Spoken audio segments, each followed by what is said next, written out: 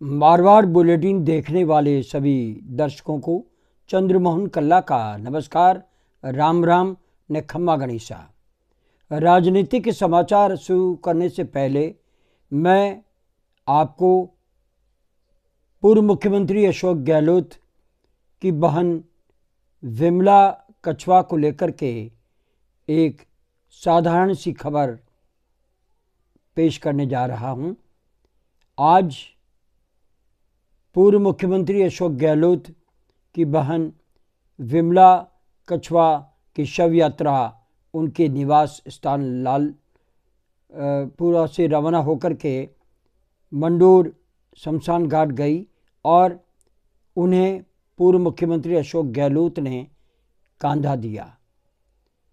अपनी मां समान बहन को लेकर के उनकी आंखों में आंसू स्पष्ट देखे जा सकते थे और इस शव यात्रा में कांग्रेस के सभी दिग्गज नेता शामिल हुए।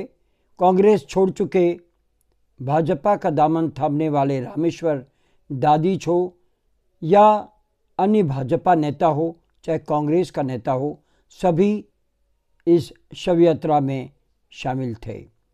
विमला कछवा के शव को मुखाग्नि दी उनके बड़े पुत्र रणवीर सिंह कछवा ने और वो पंच तत्वों में विलीन हो गई, जो कि अशोक गहलोत के लिए एक संबल थी, एक आशीर्वाद था जो वे लंबे समय से उनसे लेते रहे।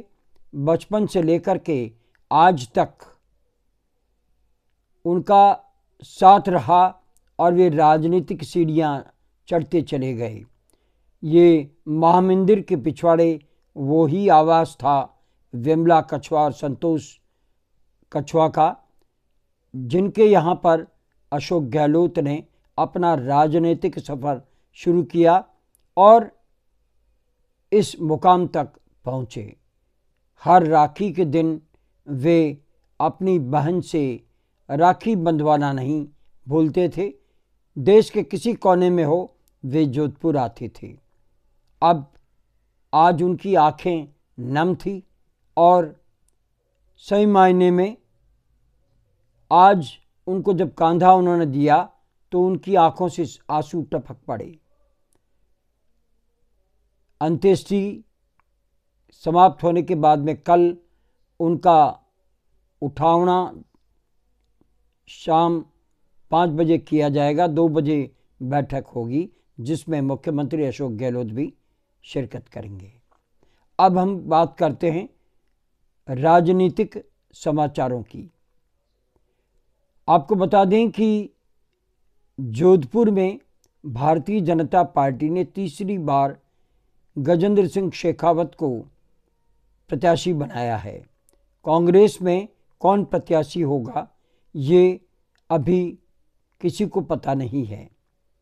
अशोक गहलोत के ऊपर ये जिम्मेदारी कांग्रेस जनों ने छोड़ रखी है और प्रदेश कांग्रेस भी अशोक गहलोत की राय पर ही जोधपुर में टिकट का वितरण करेगी। आपको बता दें कि गजेंद्र सिंह शेखावत चंद्रेश कुमारी को और उसके बाद वैभव गहलोत को हरा करके 2 बार जोधपुर के सांसद बने हैं और तीसरी बार उन्हें ये टिकट मिला है। लेकिन टिकट मिलने के बाद में उनकी खुद की पार्टी में ही विरोध हो रहा है। सर्वविदित है कि शेरगढ़ विधायक बाबू सिंह राठौड़ ने खुल करके उनका विरोध किया, जो कि वसुंधरा राजे पूर्व मुख्यमंत्री के खेमे के नेता माने जाते हैं। उसके बाद में कुछ राजपूत नेताओं ने सर्किट हाउस में तो कुछ लोगों ने पोखरण में भी विरोध किया और ये विरोध पार्टी के भीतर था। कांग्रेस की तरफ से उनका विरोध अभी तक किसी वक्तव्य के रूप में भी सामने नहीं आया है। लेकिन हम आपको ये भी बता दें कि जोधपुर में विकास का अगर काम होता तो जोधपुर की जनता 10 में से 8 सीटें भारतीय जनता पार्टी को नहीं देती, क्योंकि राजस्थान में मुख्यमंत्री रहे अशोक गहलोत ने जोधपुर में जितना विकास किया उतना विकास उन्होंने राज्य के अन्य जिलों में नहीं किया। ऐसा आरोप उन पर विधानसभा में भी लग चुका है। बावजूद इसके जोधपुर की जनता ने उन्हें वोट नहीं दिया। खुद अशोक गहलोत सरदारपुरा विधानसभा क्षेत्र से 25,000 मतों से ही जीत सके। ऐसे हालातों में जब भारतीय जनता पार्टी अयोध्या के राम रथ पर सवार है, मोदी फैक्टर अपना काम पूरे देश की तरह जोधपुर में भी कर रहा है, और दूसरी ओर गजेंद्र सिंह शेखावत का विरोध उनकी ही पार्टी के नेता कर रहे हैं। पहले बाबू सिंह, तो बाद में शायरी अंदाज में पूर्व सांसद जसवंत सिंह बिश्नोई का सोशल मीडिया पर पोस्ट सभी को पता है, वो बगावती संकेत थे। लेकिन दूसरी ओर प्रधानमंत्री नरेंद्र मोदी पोखरण आ रहे हैं और पोखरण से वे सभी सीटों को मारवाड़ की साधेंगे और हर नेता को वे स्पष्ट करेंगे, और इसी तरह जोधपुर में गजेंद्र सिंह शेखावत का जो विरोध हो रहा है उन नेताओं से भी मोदी का संकेत मिल सकता है। लिहाजा मोदी फैक्टर जोधपुर में काम कर सकता है। लेकिन हम आपको बता दें कि उनकी खुद की जाति का विरोध होना और संजीवनी घोटाला, और तीसरा सबसे बड़ा कारण जो इस समय चल निकला है कि राजीव गांधी लिफ्ट कैनाल का तीसरा चरण का काम कहीं न कहीं कांग्रेस ने गजेंद्र सिंह शेखावत पर आरोप मढ़े हैं। 2016 में तीसरे चरण का काम अगर सही समय पर शुरू हो जाता, उस समय वसुंधरा राजे की सरकार थी, लेकिन जोधपुर को लेकर के सौतेला व्यवहार का आरोप हमेशा लगता रहा है। 2016 में ये काम शुरू ही नहीं हो सका, लेकिन जब अशोक गहलोत की सरकार आई और उस समय पीएचडी मिनिस्टर बीडी कल्ला ने अपने प्रयास किए और गजेंद्र सिंह शेखावत से बातचीत भी की, और तीसरे चरण को लेकर के जो बाधाएं सेंट्रल गवर्नमेंट की तरफ से आई उसको लेकर के उस समय भी मुख्यमंत्री रहे अशोक गहलोत ने ये कहा था कि जोधपुर का सांसद है और जल संसाधन मंत्री है और तीसरे चरण का काम के लिए बजट नहीं मिल रहा है।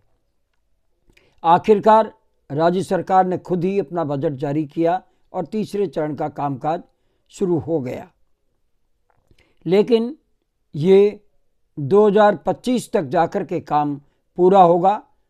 अभी सभी को पता है कि नहर का क्लोजर होना है। महा क्लोजर होने के कारण से जोधपुर में गत 6 महीने से हर 15 दिन में एक बार, 3 दिन से एक बार पानी मिल रहा है। पानी का संकट है और जोधपुर की जनता, जबकि डबल इंजन सरकार बन चुकी है, प्यासी है।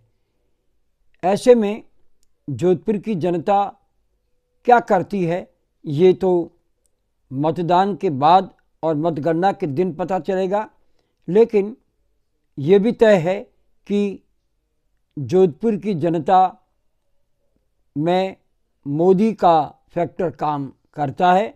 अगर ऐसा नहीं होता तो मान कर के चलिए जोधपुर में 10 में से 8 सीटें भाजपा को नहीं जाती। तो दूसरी ओर जोधपुर की बात करें तो जाट, विश्नोई, माली और अल्पसंख्यक, ये 4 जात ऐसी है जो मिलकर के अगर सामने आ जाए तो वो हर पार्टी ताकतवर बनकर के जीत सकती है। कांग्रेस किस प्रत्याशी को खड़ा करती है उस पर काफ़ी कुछ निर्भर करेगा। गजेंद्र सिंह शेखावत इस बार अपनी नैया पार करवाते हैं या कांग्रेस इस सीट को बचा पाती है, क्योंकि अशोक गहलोत पूर्व मुख्यमंत्री का गृह जिला है और वे खुद भी 4 बार या 5 बार यहाँ से सांसद रह चुके हैं। लेकिन ये भी तय है कि अशोक गहलोत चुनाव शायद ही लड़े। हालात कुछ भी हो, लेकिन ये तय है कि राजपूतों में से अगर वोट मिलते हैं तो राजपूत समाज का प्रत्याशी सामने आ सकता है। हालांकि मानवेंद्र सिंह जसोल का नाम लिया जा रहा है, वे बाड़मेर से टिकट मांग रहे हैं और बाड़मेर में हरीश चौधरी, हेमाराम चौधरी, कर्नल सोनाराम जैसे लोग उन्हें टिकट नहीं देने के लिए एकजुट हो चुके हैं। ऐसे में जसोल क्या कदम उठाते हैं ये भी 2-4 दिन में पता चल जाएगा। और अगर जसोल को टिकट नहीं मिलता है तो मान करके चलिए कि कर्ण सिंह उचारडा, हनुमान सिंह खांगटा या अगर विश्नोई समाज की बात करें तो महेंद्र विश्नोई का भी नाम चल रहा है। अशोक गहलोत के पुत्र वैभव गहलोत, जिन्होंने कि गत चुनाव जोधपुर से लड़ा था, इस बार ये तय मानकर चला जा रहा है कि वे जालोर से चुनाव लड़ेंगे। बहरहाल जोधपुर में कांग्रेस के पत्ते अभी खुले नहीं हैं और गजेंद्र सिंह शेखावत को लेकर के जो विरोध हो रहा है वे कहाँ तक सफल होते हैं। लेकिन ये भी तय है कि जोधपुर की सीट हॉट सीट बन चुकी है और राजस्थान में सभी की नज़रें जोधपुर पर रहेगी। आज बस इतना ही। अगला समाचार बुलेटिन लेकर फिर हाजिर होंगे और आपको ये बुलेटिन कैसा लगता है इसके बारे में हमें बताएं। सब्सक्राइब करें, लाइक करें, शेयर करें और इस चैनल को बढ़ावा दें। अब हमें आज्ञा दीजिए। नमस्कार, जय हिंद, शुभ रात्रि, शब्बा खैर।